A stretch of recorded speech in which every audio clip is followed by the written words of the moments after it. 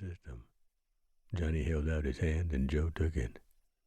Johnny said, "Wherever you go, ride safe." "I will. And you take care of this woman and them young'uns." Joe pulled Johnny in for a backslapping hug, and then Jessica stepped down from the porch and held her arms out. Joe gave her a hug. He said, "You tell Eli that his Uncle Joe says he's turning into a good man, and Em is a good young lady, and Cora's turning into one too." Em was Joe's name for Melissa Jean. She was called MJ by most everyone, and Joe had shortened it to M. There were people in town calling her Emma, believing it to be her actual first name. Joe turned away and grabbed a scattergun that had been leaning against the cabin wall. Though Joe kept a revolver tucked into his belt, the scattergun was his weapon of choice.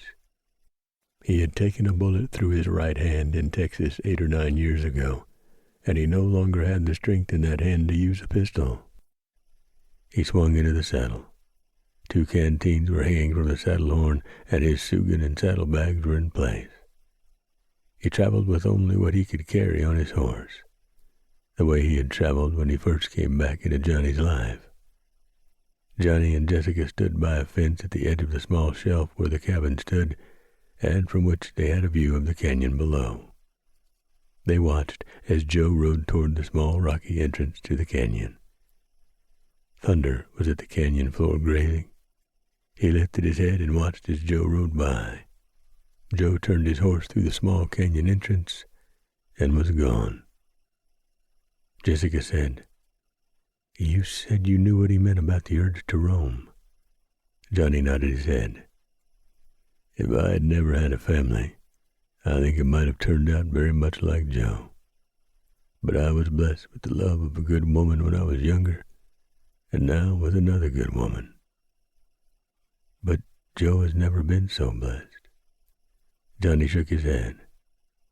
"There was a woman, a long time ago. A Cheyenne girl he almost married. Then there was that English woman he knew for only a few days, but the love between them was so strong you could almost feel it in the air." Jessica nodded. "You told me about her, the one captured by Indians." "Kate Waddell. In the course of only 2 days, she and Joe stole each other's heart.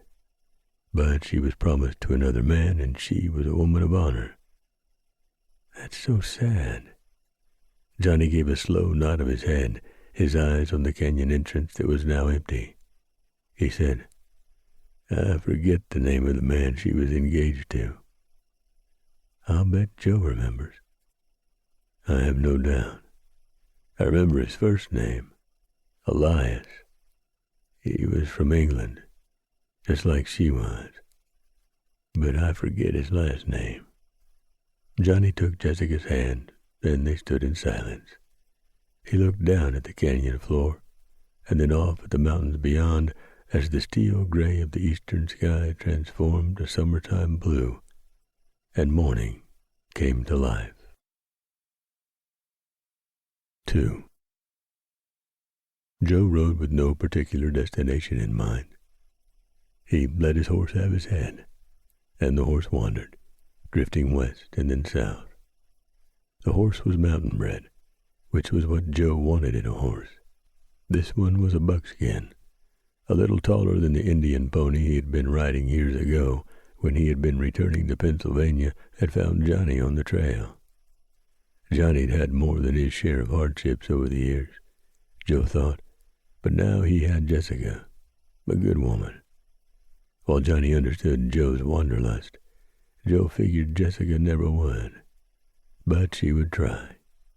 That was something Joe respected. That night, Joe made a campfire by a line of pines that overlooked the gully. A stream ran through the gully because of winter runoff, but Joe figured in another month the stream would be mostly dry. Joe knew this little area. He had camped here a couple of years before when he took a weekend in the mountains for hunting. He sat by the fire, thinking how good it was to be in the mountains again, just wandering. He had shot his supper, a rabbit that was roasting on a wooden spit he had cut with his knife.